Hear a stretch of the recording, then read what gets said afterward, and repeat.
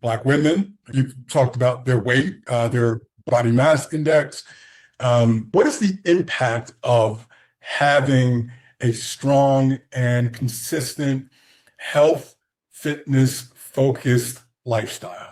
I make the argument that our weight, our physical health is first and foremost for ourselves, of course, and it's also for our relationships and it's for our families.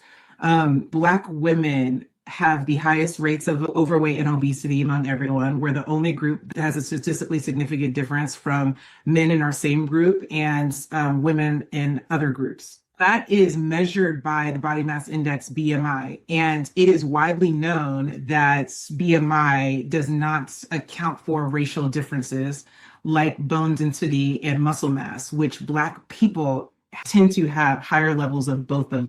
But BMI is still the most widely used metric for measuring overweight and obesity, even while understanding that there are differences between races. So there's often an argument against BMI because of these racial factors.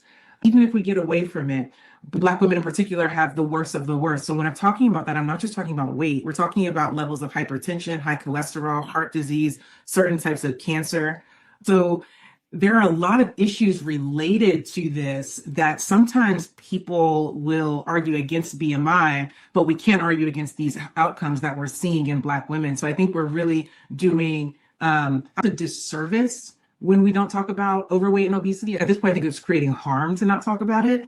And it's definitely creating harm to deny that this is an issue. When we look at the health outcomes, Black women in particular, it's a major, major issue in our